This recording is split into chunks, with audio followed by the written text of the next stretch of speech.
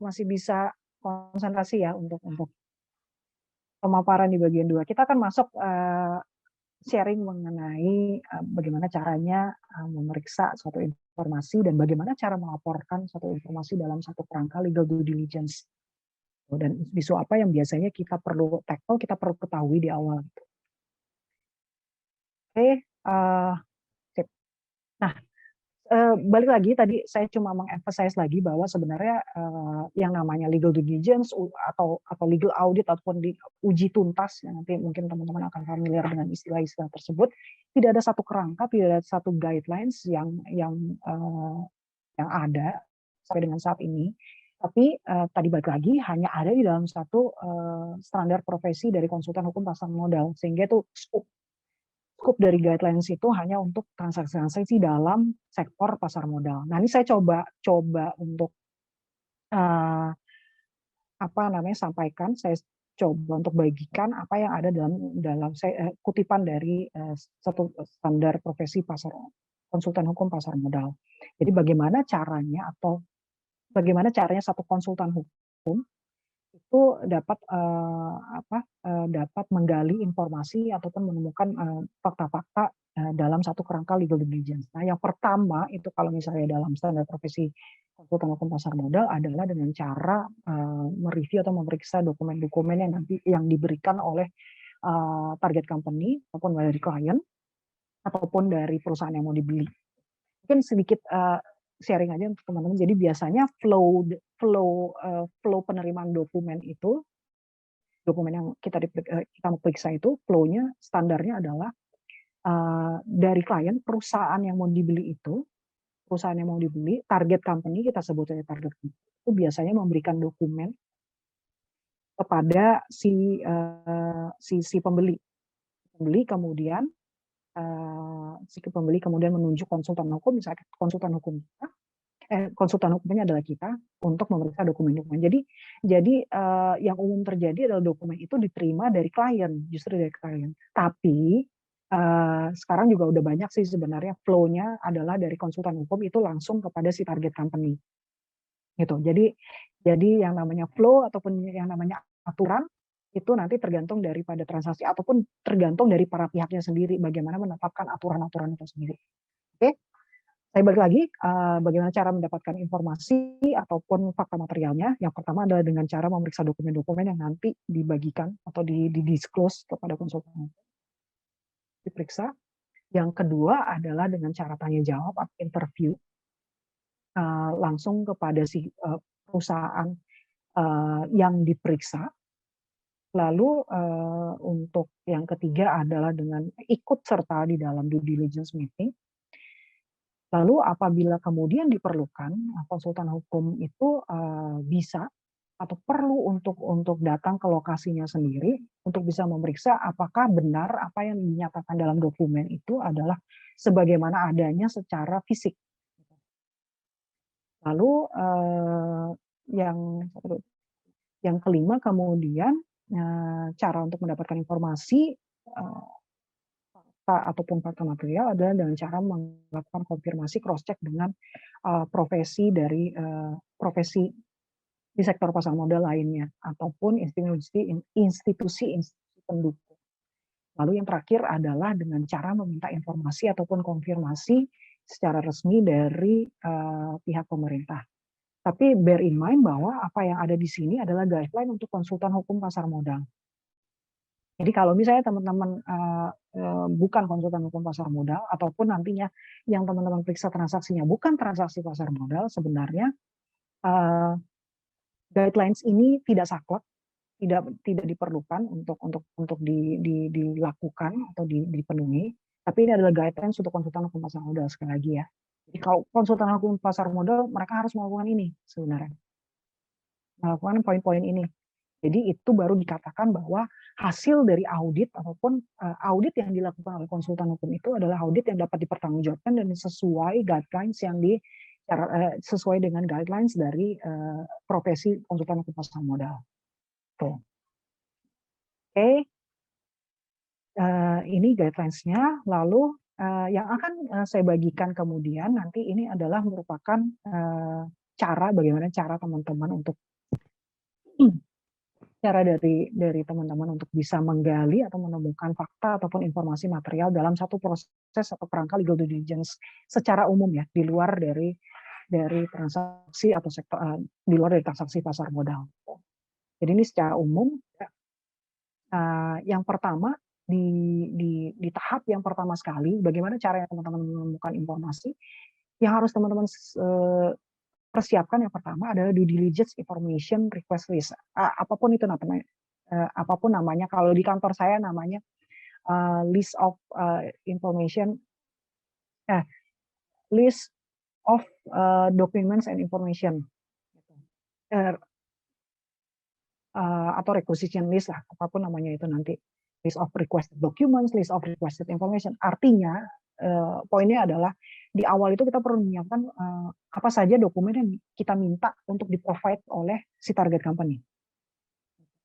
Karena itu jadi gerbang awal kita untuk bisa mendapatkan informasi awal yang kemudian nanti bisa kita telusuri lebih lanjut. Tapi at least itu adalah yang harus dilakukan pertama kali. Bahkan untuk teman-teman ketika teman-teman baru masuk di entry level di baik itu company ataupun di law firm, kadang-kadang mempersiapkan request list ini adalah tugas pertama teman-teman ketika masuk dalam proses ketika masuk dalam tim legal due diligence, tim LDD. Mungkin ini adalah tugas pertama teman-teman. Nah, untuk request list ini, information ataupun document request list ini, teman-teman perlu sesuaikan tergantung dengan kebutuhan dari klien, tergantung dari target yang mau yang menjadi objek dari legal diligence itu sendiri, ataupun tergantung dari informasi apa saja yang mempengaruhi dari transaksi itu, transaksi yang mau dilakukan. Nah, kalau misalnya memang pahit-pahitnya detail-detail itu belum teman-teman belum teman-teman dapatkan di awal ketika teman-teman melakukan atau menyusun request list ini, teman-teman bisa menyusun request list ini secara umum, gitu. Tapi dengan asumsi ataupun dengan kondisi bahwa teman-teman akan menyusulkan ataupun akan memberikan satu request list yang lebih detail lagi. Gitu. Tapi balik lagi, untuk mempersiapkan request list, teman-teman perlu tahu kebutuhan dari klien, bisnis seperti apa yang mau dilakukan dengan LDD ini gitu. Lalu yang kedua yang perlu teman-teman ketahui ketika teman-teman mempersiapkan request list, teman-teman jangan sampai double meminta dokumen yang sama gitu. Misalnya di bagian pertama corporate, teman-teman minta izin teman-teman minta SK pengesahan pendirian perusahaan di bagian corporate. Nah, di bagian kedua bagian license gitu misalnya. Teman-teman minta lagi perizinan dari kementerian, termasuk SK dari Kemenkumham untuk pengesahan gitu. Jadi jangan sampai teman-teman mencantumkan permintaan yang double. Lalu teman-teman perlu susun request list itu berdasarkan kategorinya sendiri. Gunanya apa? Gunanya yang pertama untuk mempermudah klien sebenarnya, mempermudah orang yang membaca itu untuk bisa langsung untuk bisa masuk ke bagian-bagian apa yang perlu jadi fokus pemberian dokumen. Lalu yang kedua untuk bisa mempermudah dari target pemeriksaan itu untuk bisa bagi-bagi tugas. Misalnya untuk yang menjawab pertanyaan ataupun permintaan dokumen di sektor koperasi, itu nanti misalnya departemen legal. Ada pertanyaan lagi permintaan dokumen dari sisi finance, itu nanti bisa dilempar lagi oleh target untuk ke bagian finance. Ataupun dari sisi insurance, mungkin dari sisi asuransi, si target itu bisa kemudian melempar itu kepada bagian asuransi dari target company gitu. Jadi ini praktikal aja untuk mempermudah orang yang membaca dari request list. Lalu teman-teman perlu juga mengidentifikasi ketika menyusun request list itu apakah transaksi ataupun permintaan dokumen ini mencakup juga dokumen-dokumen dari afiliasi baik itu anak perusahaan ataupun dari pemegang saham dari perusahaan yang nantinya kita periksa. Gitu.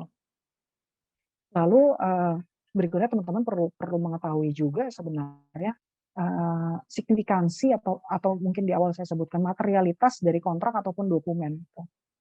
Sehingga ketika teman-teman mempersiapkan request list permintaan dokumen itu teman-teman tahu, oh sebenarnya dokumen jual beli ATK itu saya nggak perlu minta sebenarnya karena itu tidak memenuhi threshold dari materialitas suatu kontrak.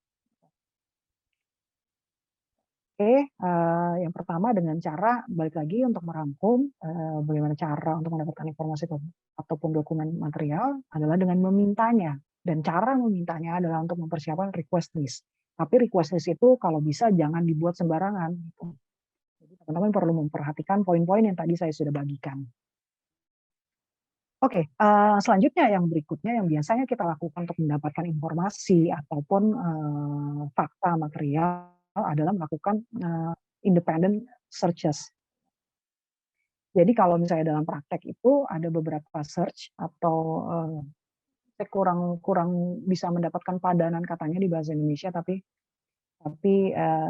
istilah yang kita sering lakukan adalah search, pencarian secara independen untuk beberapa aspek sih sebenarnya. Nah, dalam prakteknya itu yang sering kita lakukan independent search itu terhadap informasi korporasi, kalau di Indonesia mungkin bahasanya company registry gitu. Tapi yang sering kita lakukan adalah dengan meminta kita search kepada informasi aja untuk teman-teman, kita bisa minta data sebenarnya data perseroan itu ke AHU, Instansi Hukum di Kementerian Hukum dan HAM, kita bisa minta itu dan itu bayar. Itu berbayar anyway. Lalu yang sering kita lakukan juga adalah melakukan search terhadap litigasi, perkara-perkara apa saja yang dihadapi oleh perusahaan yang kita periksa untuk periode tertentu sebenarnya. Lalu apakah si perusahaan yang kita periksa itu sedang dalam proses likuidasi atau tidak, sedang dalam proses sedang digugat kepailitan atau tidak, itu yang biasanya kita lakukan juga. Dan itu caranya sampai saat ini di Indonesia kita melakukan litigation, insolvency atau bankruptcy search itu secara manual dengan cara kita itu memasukkan aplikasi atau permohonan untuk mendapatkan clearance dari pengadilan tertentu. Kalau misalnya kita meminta clearance ataupun kita melakukan search itu terhadap perkara pidana atau perdata, pastinya kita akan masukkan permohonan itu kepada pengadilan negeri. Kalau misalnya itu terkait dengan kepailitan, pasti kita akan masukkan itu juga ke pengadilan niaga, dan juga ada search terhadap intellectual property. Nah, untuk intellectual property sendiri sebenarnya sudah bisa dilakukan secara online. Nah, balik lagi sebenarnya kelemahan dari kita itu kita belum punya centralized data sih sebenarnya terutama sih untuk perkara litigasi. Jadi kalau misalnya kita mau melakukan satu search itu ya kita lakukan manual dengan cara permohonan satu-satu ke pengadilan masing-masing.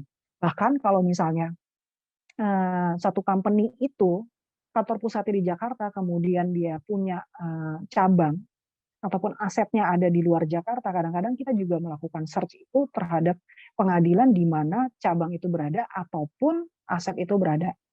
Gitu. Jadi tidak hanya di Jakarta sebagai kedudukan ataupun domisili hukum si company itu. Lalu search yang berikutnya biasanya kita lakukan adalah terhadap properti ataupun yang biasanya dilakukan adalah terhadap tanah. Gitu. Biasanya kalau misalnya kita melakukan land search, kita datang langsung ke tempat di mana tanah itu berada, kemudian melakukan permohonan kepada BPN, dapat klarifikasi dari BPN. Kadang-kadang juga kita turun ke lapangan untuk memeriksa kondisi properti ataupun tanah yang ada itu. Balik lagi juga untuk tanah dan bangunan ini belum ada satu centralized system yang bisa kita gunakan untuk mengecek keberadaan atau keabsahan kepemilikan tanah dan atau mungkin sedikit berbeda dengan yang saya tahu, sedikit berbeda dengan Malaysia. Malaysia kalau misalnya melakukan search search baik itu code search, ke data perseroan, bahkan juga informasi apakah saham itu sudah digadaikan atau tidak, ataupun properti itu digadaikan atau tidak, itu bisa langsung mereka meminta permohonan kepada authority di sana. Jadi mereka punya centralized system untuk data-data yang diperlukan seperti ini. Jadi itu mungkin perbedaan. Sehingga kalau misalnya melakukan search ini merupakan satu proses yang cukup yang sebenarnya memakan waktu paling lama dalam satu keseluruhan proses LDD dan memakan biaya yang tidak murah juga untuk melakukan ini. Oke, itu yang kedua, caranya adalah dengan melakukan independent search. Lalu yang ketiga adalah dengan melakukan pemeriksaan pada data room. Jadi ini mungkin terkait dengan review dokumen atau cara pemberian dokumen. Gitu. Jadi untuk data room ini, tadi saya ulangi lagi, ini merupakan salah satu cara dari si target company ataupun perusahaan yang mau kita periksa itu dalam memberikan atau cara bagi mereka untuk provide dokumen-dokumen yang diminta. Salah satunya dengan data room. Yang cukup konvensional adalah dengan mengirimkan dokumen secara langsung saja melalui email. Jadi misalnya kita sudah siapkan nih request list, lalu direspon sama perusahaan yang mau diperiksa dengan cara mengirimkan mengirimkan dokumen itu by email ataupun hard copy. Itu cara yang paling konvensional. Dulu sebelum ada ketentuan atau kebijakan mengenai data room, baik itu data room virtual maupun physical data room, jadi dulu pertukaran informasi ataupun dokumennya itu secara konvensional dan manual. Gitu. Nah, untuk data room itu mungkin untuk memudahkan teman-teman membayangkan, data room itu bisa dibentuk dengan karakteristik ataupun dengan tipe physical, artinya ada satu tempat sendiri di mana dokumen-dokumen dan dokumen-dokumen itu ditempatkan dalam satu tempat, lalu kemudian si konsultan hukum itu datang ke satu tempat itu untuk memeriksa dokumen di tempat itu. Gitu. Jadi bayangkan teman-teman kalau misalnya datang ke satu kantor, di meeting room itu di-set semua data room, di-set sebagai data room, di mana semua informasi yang diminta itu dibeberkan ataupun diberikan, ditaruh dalam satu tempat itu. Kemudian teman-teman periksa dalam itu. Itu secara konvensional physical data room. Nah, dalam beberapa kasus, dalam beberapa transaksi ataupun berbeda-beda company yang diperiksa, ada ketentuan ataupun ada tata tertib di dalam data room itu sendiri. Yang kemudian itu ditentukan oleh si company sendiri. Nah, kalau yang sekarang itu yang cukup yang cukup advance adalah dengan virtual data room. Jadi semua alur ataupun pertukaran informasi dan dokumen itu terjadi terjadi virtual. Jadi teman-teman bayangkan dalam satu portal itu perusahaan yang akan diperiksa akan memasukkan semua dokumennya secara yang pasti soft copy dalam portal itu sendiri. Kemudian kita sebagai konsultan hukum bisa mengakses itu. Oke. Selanjutnya cara untuk mendapatkan informasinya adalah dengan cara interview. Mungkin ini sedikit sama dengan guideline dari konsultan hukum pasar modal. Jadi dalam menginterview untuk menggali informasi ataupun fakta material, kita perlu juga yang pertama juga mengetahui sebenarnya orang yang kita interview ini capable nggak? Untuk kita tanya-tanyai. Apakah orang yang kita tanyai ini adalah orang yang mengerti tentang dokumen? Lalu yang kedua, apakah orang yang kita interview ini adalah memang orang yang secara wewenang memang bisa memberikan jawaban untuk kemudian dipertanggungjawabkan sebagai jawaban company on behalf of company. Jadi kita perlu tahu juga siapa yang kita interview. Lalu untuk interview sendiri tidak semua target atau perusahaan yang kita periksa itu mau melakukan yang namanya interview. Jadi kita perlu identifikasi di awal apakah interview ini kemudian dapat dilakukan dalam kerangka LDD. Oke, oke. Saya udah lanjut kemudian ke bagian bentuk dari laporan legal due diligence ini sendiri. Nah, balik lagi yang punya kerangka yang cukup komprehensif adalah teman-teman konsultan hukum pasar modal karena ada di dalam standar profesi mereka. Tapi kalau non pasar modal, sebenarnya kerangkanya itu tidak ada satu kerangka yang saklek, tapi secara umum kurang lebih itu ya, terdiri dari 4 sampai 5 bagian. Yang pertama itu ya, pendahuluan, skop dari report, lalu asumsi kualifikasi itu sangat penting dalam satu penyampaian hasil legal due diligence. Lalu kemudian ada executive summary, karena balik lagi hasil legal due diligence itu bukan satu hasil yang cukup tipis ataupun sederhana. Jadi diperlukan summary juga, executive summary juga supaya si pembaca itu bisa langsung mengetahui hal-hal apa saja yang kemudian krusial sebagai hasil dari legal due diligence itu sendiri. Lalu bagian ketiga ada main reportnya, bagian utama dari laporan itu sendiri. Lalu bagian berikutnya ada lampiran-lampiran. Lampiran-lampiran ini mungkin prakteknya nanti akan berbeda-beda dari satu kantor dengan kantor lain, dari satu konsultan dengan konsultan lain, dari satu transaksi ke transaksi lain mungkin akan berbeda. Oke, saya nggak akan lebih banyak sini. Saya akan langsung masuk ke bagian mereview atau memeriksa suatu informasi. Apa saja sih sebenarnya dalam satu kerangka legal diligence yang biasanya kita periksa dan apa saja isu-isu yang harus kita perhatikan, harus kita note, yang kita temui juga dalam satu kerangka legal diligence. Nah, yang akan saya bagikan ini dengan asumsi transaksi yang kita lakukan ini adalah satu transaksi akuisisi saham ataupun jual beli saham ya, jual beli saham. Dan yang kita periksa ini adalah report-report, register atau filing, report-report yang dokumen-dokumen korporasi lah, izin perizinan dari suatu company yang akan kita periksa. Lalu yang kedua yang biasa kita periksa itu adalah company search, independen, hasil dari independent search-nya itu sendiri. Nah, yang perlu kita cek, kita lakukan ketika kita mereview suatu informasi adalah apakah sebelum lebih jauh, aspek yang pertama yang perlu kita perhatikan terutama sudah barang tentu adalah aspek mengenai korporasinya itu sendiri.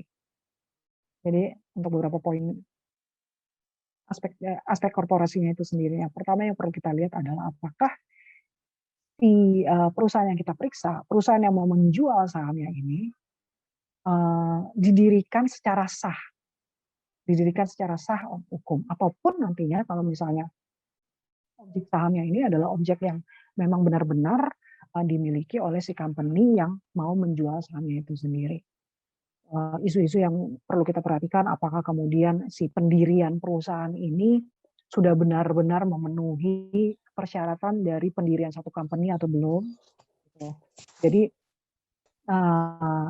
apakah kemudian si perusahaan yang mau kita beli atau si target company ini sudah dijalankan, sudah beroperasi sesuai dengan ketentuan dalam anggaran dasarnya atau belum. Lalu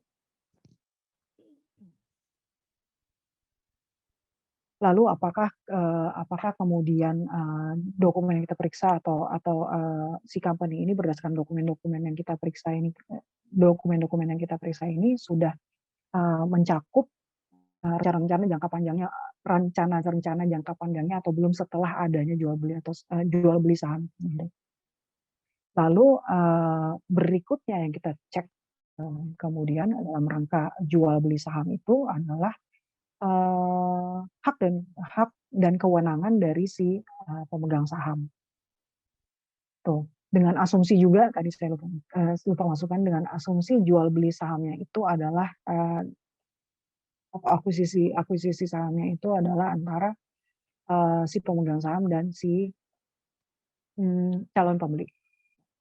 Jadi hak dan wewenang dari shareholders itu sendiri, apakah dia di dalam anggaran dasarnya itu punya preemption rights atau tidak, gitu.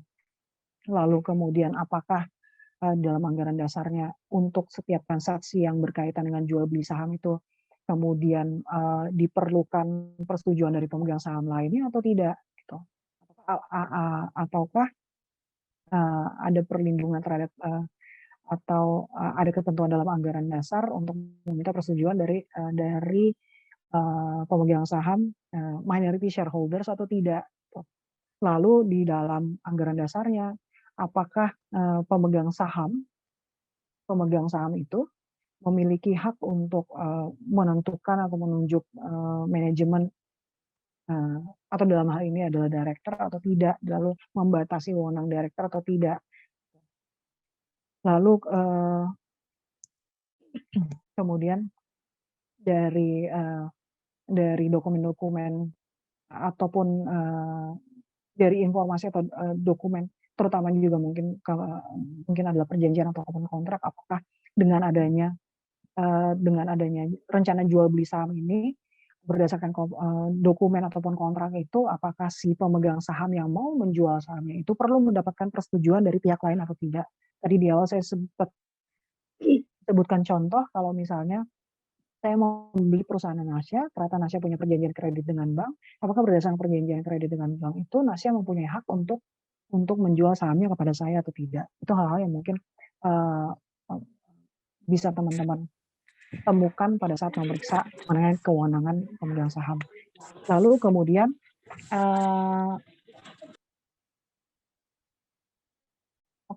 poin yang berikutnya adalah kepemilikan atas saham itu sendiri, saham yang menjadi objek transaksi, saham yang mau dijual. Lalu bagaimana ketentuan pada saat saham itu diperjualbelikan. Lalu yang biasanya kita cek dan kita perlu tahu adalah apakah saham yang dimiliki oleh Nasya, yang tadi perusahaannya mau saya beli, saham yang dimiliki oleh Nasya adalah benar milik Nasya, dan apakah Nasya berhak untuk menjual itu, atau sebenarnya Nasya mendapatkan itu dari orang lain, tapi belum, dalam tanda kutip, belum balik nama. Gitu. Jadi kita perlu tahu juga, kita perlu cek apakah Nasya itu berhak, entitled untuk menjual saham itu sendiri, dan apakah saham yang mau dijual belikan itu adalah saham milik si pembeli dengan siapa kita bertransaksi.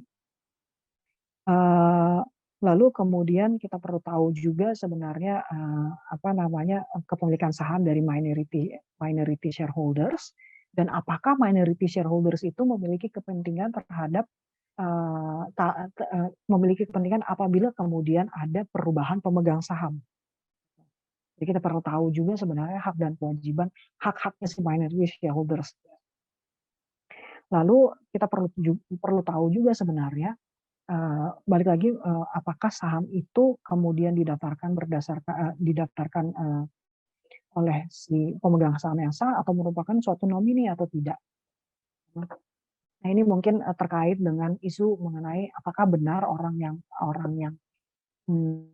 namanya terdaftar ataupun dalam hal ini si Nasya ini berhak, Nasya ini benar merupakan pemilik saham yang sah dan berhak untuk melakukan jual beli atau tidak. Itu mungkin poin-poin yang berkaitan dengan kepemilikan saham atau tidak.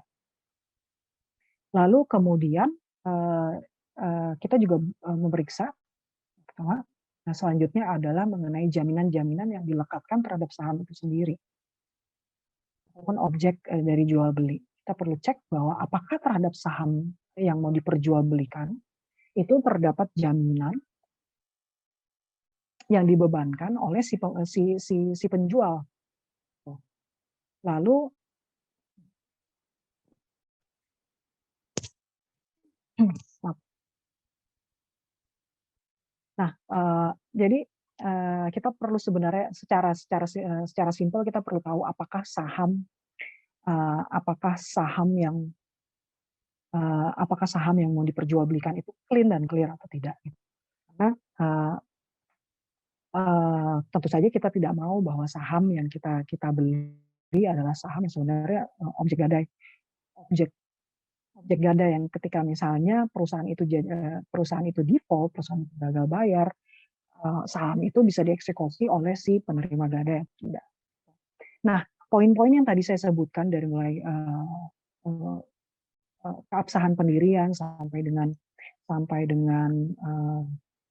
aspek jaminan, mungkin itu, poin-poin standar yang biasanya, kita periksa dan, isu-isu apa aja yang perlu kita perhatikan pada saat melakukan legal due diligence, dan itu erat kaitannya sebenarnya dengan ketentuan-ketentuan dalam UU PT. Nah, itu terkait dengan hukum korporasi. Jadi, saya selalu pesan sama teman-teman, kalau bisa baca baca UU PT-nya, baca tidak sekedar baca, tapi dipahami sebenarnya UU PT-nya, flow-nya seperti apa, gitu. Karena itu akan sangat mempermudah teman-teman ketika teman-teman melakukan legal due diligence. Lalu, informasi yang biasanya kita cek juga, informasi ataupun dokumen yang kita cek itu adalah, minuta meeting, baik itu dari direktur, komisaris, ataupun dari pemegang saham. Itu biasanya dalam dalam, request list, documents request list itu, eee, kita minta kepada si company, tolong di-provide, minuta meeting direktur ataupun, pemegang saham ataupun komisaris. Kenapa sih sebenarnya kita minta? Karena sebenarnya, dari dokumen-dokumen tersebut kita bisa punya gambaran awal sih sebenarnya, apa yang sebenarnya dilakukan oleh company itu selama ini. Isu-isu apa yang kemudian dihadapi oleh company yang memerlukan persetujuan dari direktur dan pemegang saham. Tuh, eee, apakah kemudian company itu, apa namanya, punya, saham yang mau diperjualbelikan itu, digadaikan atau tidak, itu sebenarnya kita bisa bisa bisa cek juga salah satunya dari minuta meeting, gitu. Lalu apakah pernah ada, company itu setiap tahunnya membagikan dividen atau tidak, lalu kemudian apakah company itu punya komitmen secara finansial kepada pihak ketiga, punya punya loan, punya kredit atau tidak kepada pihak ketiga. Ada nggak sebenarnya, proyek sorry, ada nggak sebenarnya kasus-kasus litigasi yang bisa mempengaruhi keuangan dari company atau tidak. Lalu ada nggak, praktek, atau operasional di lapangan suatu company atau operasional di lapangan suatu company yang bisa mempengaruhi, keputusan dari si penjual itu untuk membeli saham itu atau tidak. Jadi sebenarnya dari, minuta meeting ini, apa, banyak sekali gambaran yang dapat kita dapatkan dari satu company gitu. Walaupun sebenarnya minuta meeting itu kalau misalnya bukan suatu minuta meeting yang memang dipersyaratkan anggaran dasar untuk, mendapatkan persetujuan, bukan bukan merupakan satu dokumen yang reliable untuk kita periksa sih sebenarnya, tapi hanya untuk mendapatkan gambaran. Tapi dari minuta minuta meeting itu kita bisa melihat, oh misalnya begini, dalam satu minuta meeting ternyata, direktur itu suatu waktu dia membicarakan eee, mengenai kebocoran data misalnya yang terjadi di perusahaan Asya gitu misalnya. Dari situ kan kita bisa melihat bahwa sebenarnya, oh company ini pernah mendapatkan kasus seperti ini. Dari situ kita bisa mengidentifikasi dan coba investigasi lebih lanjut. Gimana nih kasus yang kemarin, sudah settle atau belum? Kalaupun belum settle atau kemudian ada gugatan dari company, minta dong bukti-buktinya seperti apa nih, gitu. Jadi pemeriksaan minuta meeting itu biasanya kita kita pergunakan untuk gerbang awal kita untuk, mengidentifikasi dan investigasi lebih jauh lagi mengenai kondisi perusahaan. Oke, selanjutnya yang kita periksa sudah pasti adalah yang namanya kontrak ataupun, perjanjian dengan pihak ketiga atau pihak lain, ataupun, perjanjian dengan, related party lah atau afiliasi gitu. Kenapa? Karena ini berkaitan dengan komitmen yang dilakukan oleh perusahaan yang mau kita beli atau perusahaan yang kita periksa. Balik lagi, tapi kontrak yang kita periksa itu adalah kontrak-kontrak material. Apa itu material kontrak? Tadi kita udah singgung di awal, materialitas suatu kontrak itu bisa ditentukan yang pertama dari nilai ataupun dari nature kontrak itu sendiri. Gitu. Walaupun mungkin nilainya tidak memenuhi thresholdnya misalnya 1M, tapi secara nature kontrak itu misalnya long term atau di luar dari kegiatan usaha utama dari suatu company, maka itu bisa dikonsider sebagai satu material kontrak. Ya. Untuk menentukan material kontrak, balik lagi teman-teman perlu tahu itu di awal materialitasnya seperti apa. Sehingga teman-teman tidak meminta dalam request list, teman-teman tidak meminta dokumen-dokumen yang bukan dokumen atau kontrak yang material, dan teman-teman tidak perlu meluangkan waktu yang tidak perlu untuk memeriksa dokumen-dokumen yang sebenarnya bukan dokumen material ataupun kontrak material. Nah, di dalam kontrak itu sendiri sebenarnya kita hanya memeriksa klausul-klausul yang utama, gitu. Dan dalam teman-teman melakukan pelaporan atau input data di dalam satu laporan due diligence, sebenarnya tidak kemudian teman-teman masukkan semua isi kontrak ke dalam laporan legal due diligence. Hanya klausul-klausul yang klausul-klausul kunci aja yang dimasukkan. Nah, antara lain sebenarnya yang biasanya kita masukkan itu adalah para pihak tentu saja. Para pihaknya itu siapa, kemudian benar nggak pihaknya itu adalah pihak yang benar benar mewakili counterpart itu sendiri atau tidak, berhak mewakili atau tidak, apakah pasal 1320-nya terpenuhi atau tidak dari satu kontrak itu. Kemudian validitas dari kontrak itu sendiri, apakah ditandatangani, kontrak yang kita terima adalah kontrak yang benar-benar secara valid telah ditandatangani gitu. Apakah tanda tangan yang menandatangani itu adalah orang yang berhak mewakili company, perusahaan yang menandatangani itu atau tidak gitu, atau apakah ternyata dokumennya belum ditandatangan gitu kan. Atau dokumennya hanya ditandatangan satu pihak, tidak ada pihak lain. Itu yang biasanya kita cek dan kemudian kita masukkan juga ke dalam laporan due diligence. Lalu yang kita periksa juga dari efektivitas dari perjanjian agreement itu sendiri. Lalu kita cek juga apakah ada ketentuan untuk pengalihan saham atau tidak, apakah dalam perjanjian itu diperbolehkan perusahaan yang kita periksa itu untuk mengalihkan sahamnya atau tidak. Itu yang kita cek, karena baik lagi transaksi yang kita sedang lakukan adalah misalnya transaksi jual beli saham, sehingga kalau misalnya dalam agreement yang kita periksa itu ada larangan untuk mengalihkan saham, maka itu bisa jadi satu penemuan findings red flag juga kepada klien kita, yang mungkin bisa kita masukkan juga dalam kontrak transaksi, dokumen transaksi nanti apa itu perjanjian jual beli atau tidak, bisa kita masukkan sebagai persyaratan ataupun kok bisa kita masukkan sebagai condition precedent bahwa untuk melakukan jual beli saham perusahaan Asia harus meminta persetujuan dari bank terlebih dahulu. Lalu yang kita cek kemudian apakah dalam kontrak itu mengatur mengenai perubahan dari pengendali perusahaan. Ini yang seringkali juga kita cek dan ada dalam satu perjanjian. Kenapa kita cek? Tentu saja karena transaksi kita adalah transaksi jual beli saham. Dalam hal ini juga akuisisi yang bisa merubah pengendali dari satu company. Jadi kita perlu cek dalam satu perjanjian itu ada klausul yang melarang untuk perubahan pengendalian atau tidak. Gitu. Tentu saja kalau misalnya ada klausul yang melarang, itu kan jadi red flag dan bisa berpengaruh pada transaksi dan drafting kita nantinya dalam perjanjian jual beli. Lalu kita cek juga apakah ada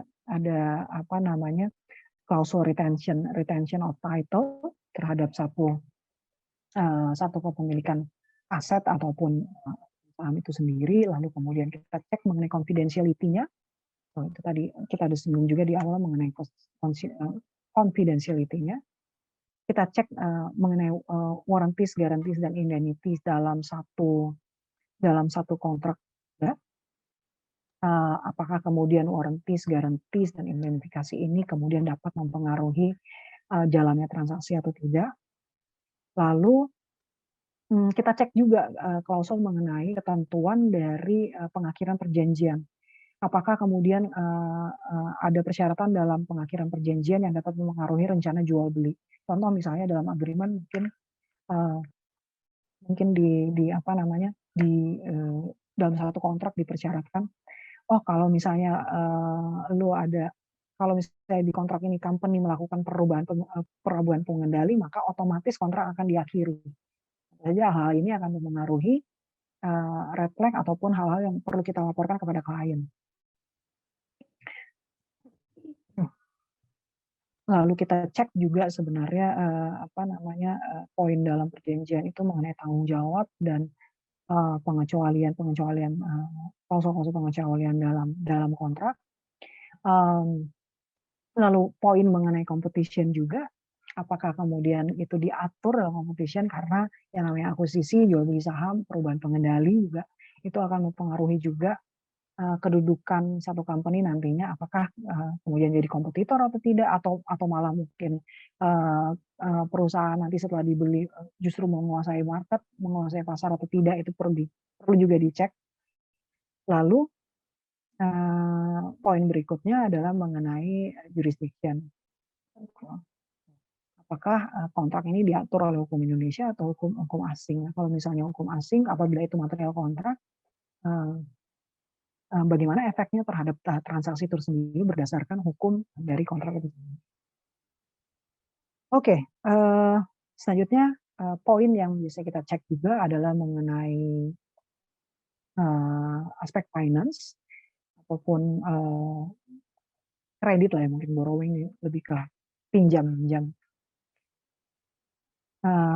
Aspek dari satu perusahaan mengenai aspek keuangan ini sendiri, apakah untuk akuisisi atau untuk pembelian aset, kita perlu cek juga, kita perlu tahu juga apakah aset yang nantinya mau diperjualbelikan itu terdapat jaminan yang melekat pada aset itu atau tidak. Lalu apakah kemudian terhadap aset tertentu itu terdapat komitmen ataupun pembiayaan yang khusus melekat kepada aset itu sendiri. Apakah aset itu dijaminkan dalam rangka pembiayaan atau tidak, itu hal-hal yang perlu kita identify, kita review, kita tahu ketika kita memeriksa suatu dokumen. Lalu untuk jual beli saham, kita perlu cek juga detail-detail utang piutang yang masih ada gitu, apakah masih ada pembiayaan yang terutang pada saat nanti transaksi ini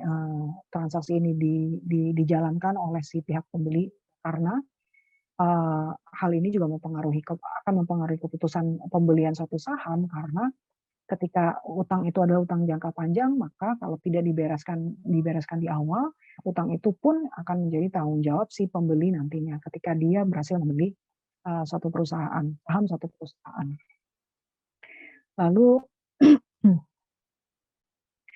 Lalu ketika pembelian saham satu perusahaan, kita cek juga kira-kira apakah pembelian saham itu termasuk keseluruhan aset, atau ada sebenarnya aset-aset atau fasilitas properti ataupun tanah yang menjadi milik perusahaan yang kita periksa ini nantinya yang mau di-exclude, mau dikecualikan dari objek jual beli atau tidak. Gitu.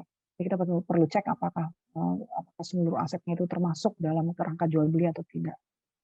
Lalu kalau misalnya ada komitmen secara finansial, ada pembiayaan ataupun kalau misalnya si pembeli perlu mengakhiri perjanjian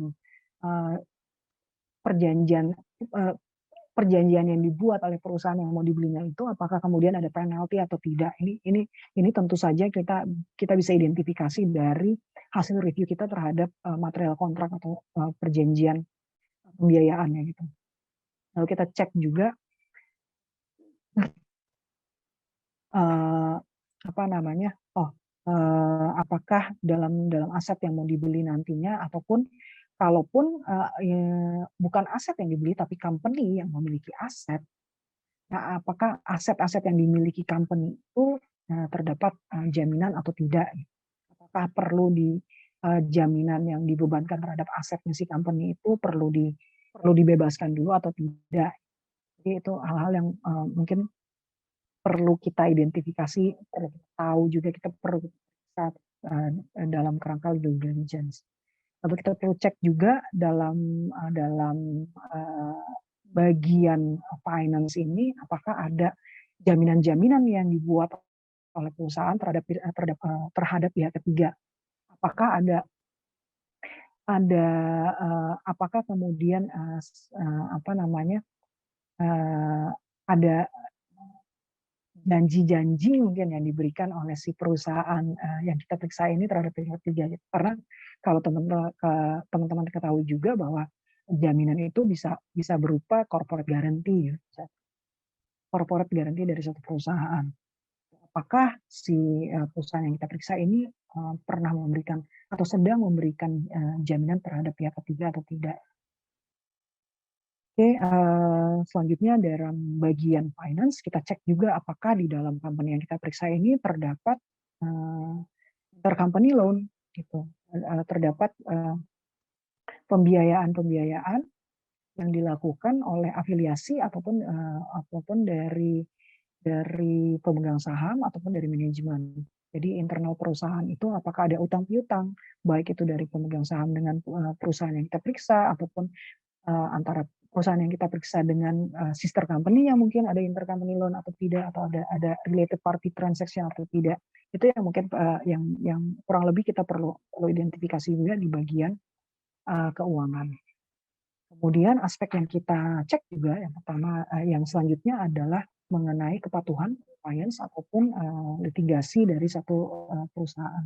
Nah, apakah perusahaan itu punya existing, dispute ataupun, ada pending ataupun ada potensi, dispute ataupun litigasi yang dialami akan dialami oleh perusahaan yang kita periksa, perlu cek dan cara untuk bisa menentukan itu atau mendapatkan informasi itu ya tentu saja dari litigation search yang kita yang yang kita lakukan di awal tadi kita udah singgung sebelumnya.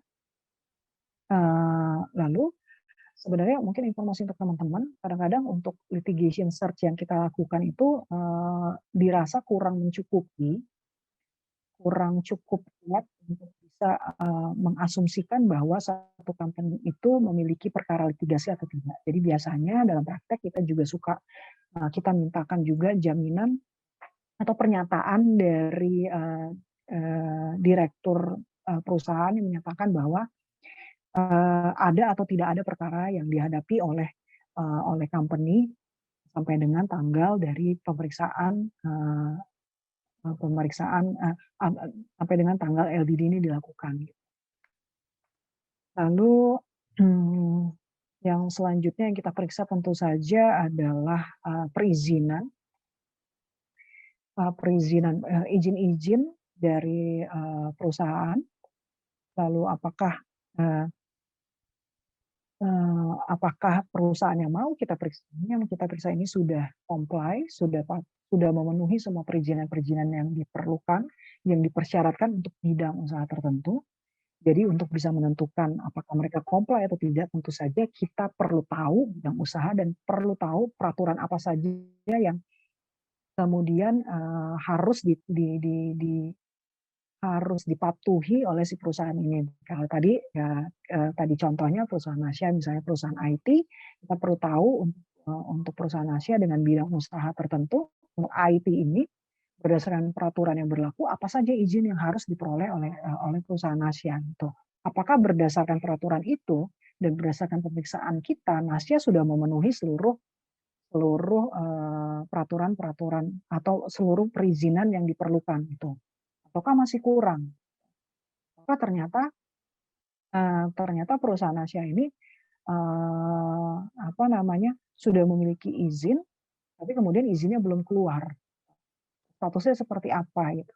Itu yang kadang-kadang juga menjadi isu yang kita temui juga di lapangan. Lalu berdasarkan perjanjian yang dimiliki oleh perusahaan Asia, apakah dalam transaksi jual beli ini perusahaan Asia ini perlu perlu meminta izin dari departemen teknis, departemen terkait, gitu.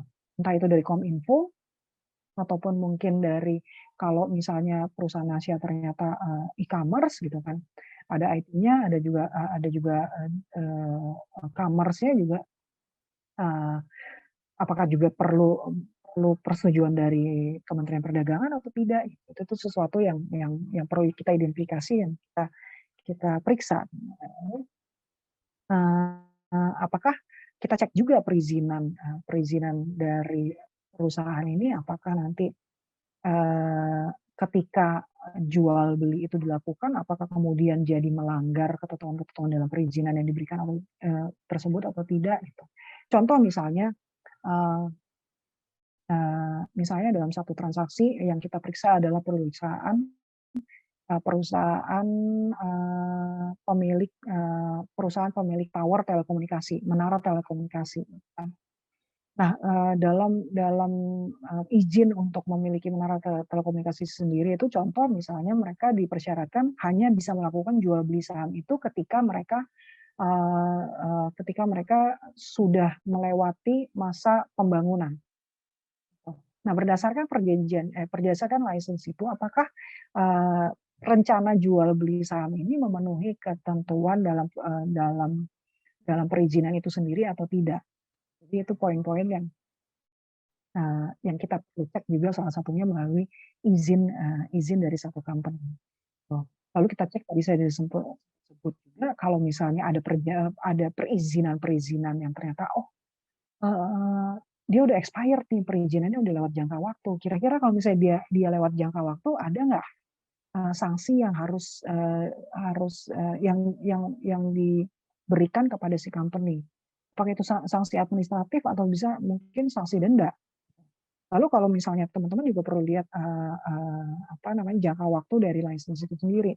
Kadang-kadang dalam satu instruksi legal due diligence sempat disebutkan juga untuk mengecek jangka waktu perjanjian. Kalau misalnya masih 1 tahun, itu tidak diperlukan untuk dimasukkan dalam satu material isu. Tapi kalau misalnya itu kurang dari 1 tahun, let's say misalnya 6 bulan, misalnya satu license itu akan expired dalam jangka waktu 6 bulan ke depan. Itu perlu dicatat sebagai red flag ataupun material issue. Gitu. Itu hanya contoh aja buat teman-teman bahwa selain ketentuan-ketentuan dalam license, apakah ada do and don'ts-nya dalam satu license, lalu apakah ada consent ataupun notification pemberitahuan yang harus dilakukan terkait dengan perubahan pemegang saham atau menjual beli saham yang melekat dalam satu license. Teman-teman juga perlu melihat validity jangka waktu dari license itu, entah itu masih berlaku ataupun sudah harus diperpanjang.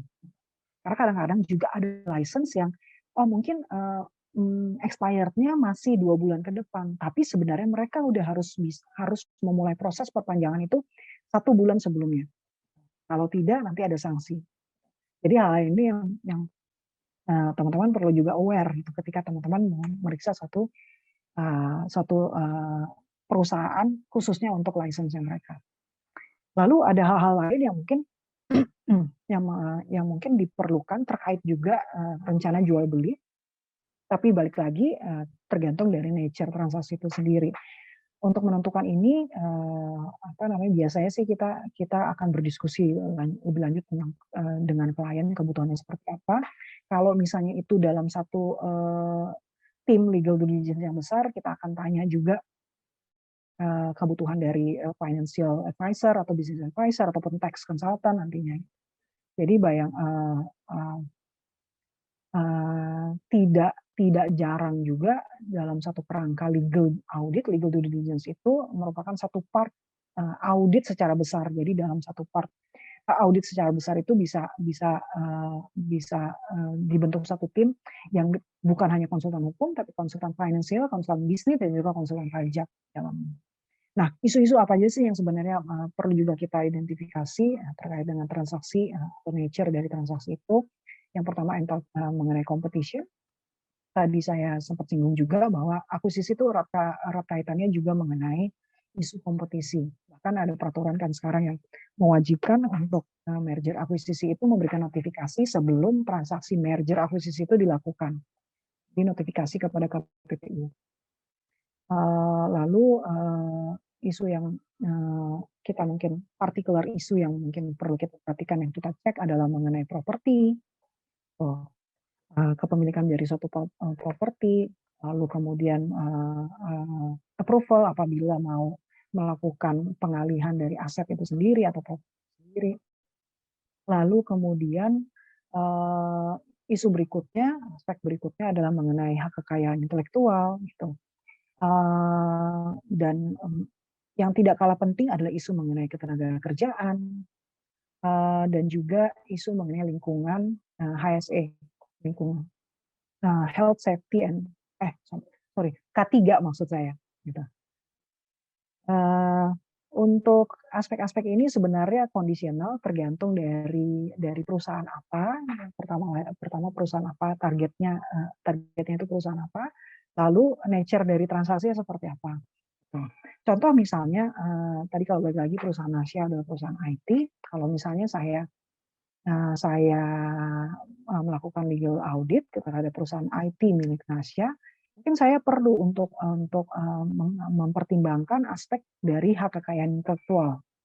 Karena tidak jarang juga pasti kan perusahaan IT punya hakinya, punya kepemilikan terhadap haki itu sendiri. Tapi mungkin isu environment itu mungkin bukan satu isu yang krusial untuk dimasukkan dalam legal audit ketika kita mengaudit satu perusahaan IT. Beda kalau misalnya perusahaannya Tasya itu ada perusahaan Tasya adalah mungkin perusahaan distributor mungkin perusahaan distributor alat berat mungkin gitu atau perusahaan kontraktor lah mungkin yang lebih bisa dibayangkan kontraktor sipil gitu misalnya kontraktor sipil mungkin isu environment health dan safety ini akan merupakan isu yang krusial ketika kita melakukan legal diligence tapi isu intellectual property itu bukan merupakan isu yang krusial. Jadi balik lagi apa yang perlu kita periksa, poin-poin apa aja yang perlu kita periksa itu juga sangat dipengaruhi oleh objektif dari transaksi dan juga perusahaan yang nantinya menjadi target dari pemeriksaan kita. Oke,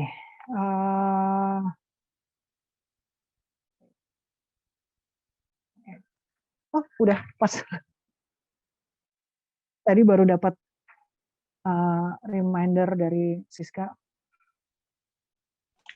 Oke. Ternyata udah selesai. Makasih banyak Kak Luis atas ilmu dari pemaparannya nih yang sebenarnya membuat pemaparan dari Kak Luis yang menarik adalah cara Kak Luis untuk bisa mengemas nih soal bahasan LDD yang sebenarnya tuh mungkin sejatinya praktiknya cukup kompleks, tapi dalam praksis hari ini nih somehow terlihat lebih ringan dan kemudian jadi lebih mudah dipahami gitu. Karena kayak tadi melalui analogi-analogi gitu kan yang cukup dekat lah dengan kita. Kemudian juga ada istilah-istilah yang cukup familiar. Kemudian penyampaian Kak Luis yang juga jelas, to the point. Dan tadi kebetulan saya juga berasa didoain gitu ya. Banyak banget perusahaan yang pakai nama saya. Jadi amin, makasih ya Kak Luis. Oke teman-teman, antusias teman-teman harap dijaga karena kita akan masuk kepada sesi question and answer. Ini dari tadi udah banyak banget pertanyaan yang masuk di kolom chat Zoom. Sebentar akan saya buka. Nasya? Iya, boleh Kak. Ini pertanyaannya banyak. Tadinya tuh saya mau share contoh request list sama due deal report. Tapi kalau misalnya pertanyaannya banyak, coba kita jawab dulu satu-satu. Nanti kalau ada kesempatan saya share contoh-contoh aja ya. Gitu ya. Oke, siap Kak. Boleh.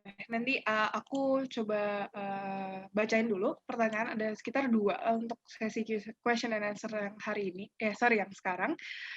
Pertama dari Anissa UHT. Apakah instansi atau lembaga negara dapat atau diperbolehkan untuk diaudit? Lalu, apa yang dapat dilakukan apabila dalam pelaksanaan LDD pada suatu instansi atau lembaga negara diiringi dengan sebuah ancaman yang merujuk pada hasil audit suatu instansi atau lembaga negara? Apakah hal ini akan dijaminkan perlindungannya selama LDD berlangsung, termasuk ke dalam hasil LDD-nya? Kurang lebih seperti itu pertanyaannya, Kak Luis. Wow, good question. Kalau misalnya lembaga negara atau instansi negara, mungkin kalau yang meriksa swasta, saya bisa bilang itu tidak dimungkinkan ya. Tapi untuk pemeriksaan lembaga negara ataupun instansi negara sendiri sebenarnya ada lembaganya sendiri yang meriksa. Jadi kalau misalnya meriksa secara keuangan itu ada BPK. Nah, mungkin itu wewenangnya BPK.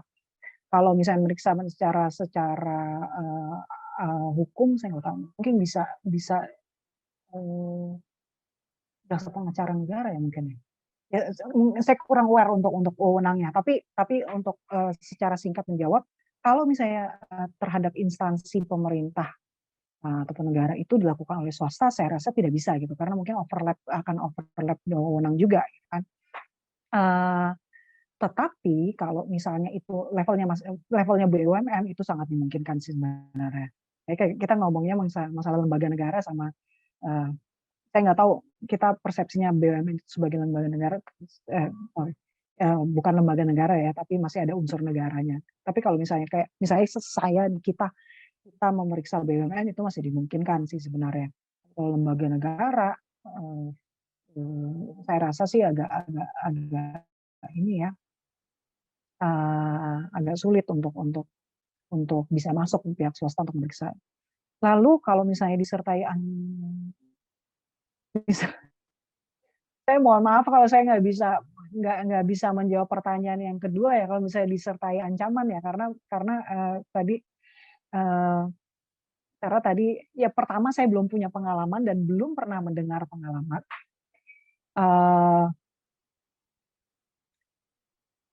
Kalau misalnya levelnya swasta ya, karena kalau misalnya saya dengar ya, karena ada teman-teman juga banyak juga alumni Unpad yang bekerja di alumni FH Unpad yang bekerja di BPK Badan Pemeriksa Keuangan itu dia juga punya auditnya sendiri untuk legal dan legal dan juga keuangannya juga gitu. Kalau ancaman sih setidaknya saya belum pernah mendengar dari mereka, tapi kalau misalnya isu ataupun kendala sudah pasti ya masalah ego departemen ya. Saya rasa ini bukan ini ya sering terjadi lah, ego departemen akhirnya dalam permintaan dokumen itu teman-teman yang memeriksa akan kesulitan untuk bisa mendapatkan dokumen yang memang diminta gitu, sehingga dalam menyajikan laporan itu jadinya data yang diberikan dalam laporan itu jadinya datanya mungkin ngambang atau tidak berdasarkan satu dokumen yang sah, ataupun satu dokumen mungkin kalau misalnya teman-teman yang udah skripsi ataupun sudah pernah dapat materi mengenai penulisan, saya nggak tahu ini mata kuliahnya apa, tapi untuk penulisan kan ada sumber yang primer dan sekunder, gitu kan. Nah, jadi balik lagi ke ilustrasi untuk pemeriksaan itu. Jadi dokumen-dokumen yang sebagai sumber primernya itu tidak bisa ditemukan. Jadi banyak banget kemudian akhirnya data yang dihasilkan itu berdasarkan asumsi dan kualifikasi. Jadi mohon maaf saya nggak bisa jawab pertanyaan yang kedua karena nggak ada pengalaman secara langsung ataupun mendengar pengalaman secara langsung mengenai ancaman. Tapi kalau kendala yaitu paling masalah kesulitan untuk mendapatkan dokumen. Karena positive thinking-nya adalah entah itu positive thinking-nya adalah memang kendala dari kita, kelemahan dari kita adalah mengenai filing. Itu sangat kurang sekali sih sebenarnya. Jadi positive thinking-nya mungkin bukan karena tidak mau memberikan dokumen, tapi mungkin karena dokumennya aja nggak ada. Jadi kalau teman-teman mau minta dokumen, dokumen misalnya 10 tahun ke belakang gitu, mungkin akan susah gitu. Mungkin itu. Tapi itu ya. Ya semoga sedikit mencerahkan ya, walaupun nggak bisa menjawab secara langsung ya. Baik, terima kasih banyak Kak Luis atas jawabannya. Terima kasih juga Kak Anissa atas pertanyaannya. Berhubung nanti juga akan di-share mengenai contoh dari request list, maka ini kita akan berlanjut kepada pertanyaan terakhir dari Kak Dewi dari Unpad. Terima kasih Kak Luis atas pemaparan materinya yang sangat komprehensif. Izin bertanya. Pada pemaparan materi, Kak Luis sempat menyinggung bahwasanya LDD sendiri, selain dapat dilakukan oleh legal consultant pada suatu law firm, juga dapat dilakukan oleh in-house suatu company. Yang ingin ditanyakan adalah, in practice, dalam perancangan agreement, apakah terdapat ketentuan tertentu yang memang mungkin mengharuskan suatu LDD untuk tidak dilakukan oleh in-house suatu company yang kebetulan juga menjadi party dalam agreement tersebut, demi kepentingan objektivitas? Terima kasih. Oke, good question. Jadi untuk konteks yang tadi saya bicarakan itu LBD yang dilakukan oleh konsultan hukum ataupun in-house counsel, sebenarnya sih tidak ada batasan, tidak ada larangan gitu kan. Tapi balik lagi, yang pasti kebutuhan untuk melakukan LDD dan hasil LDD itu pasti akan berbeda antara apa yang dilakukan oleh in-house counsel dan konsultan hukum independen. Betul, karena itu terkait sama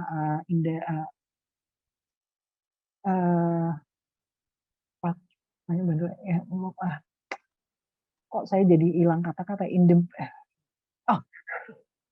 terkait sama independensi dari hasil legal due diligence itu sendiri. Karena kalau misalnya in-house counsel itu memeriksa dirinya sendiri, ataupun in-house counsel dari penjual itu memeriksa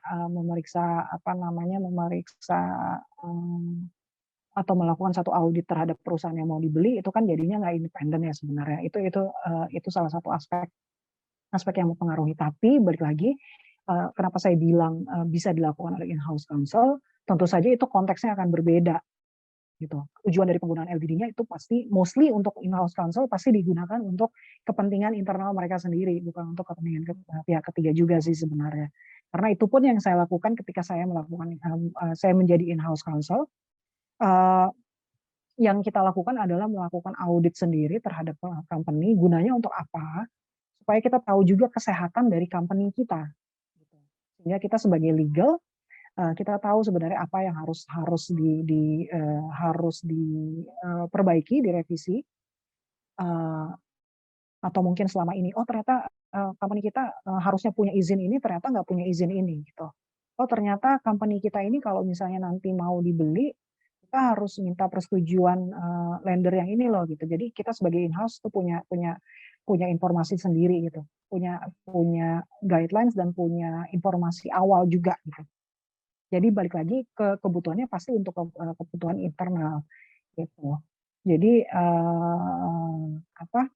kenapa juga diperlukan pihak ketiga itu terkait secara langsung dengan independensi dari hasil legal audit sendiri.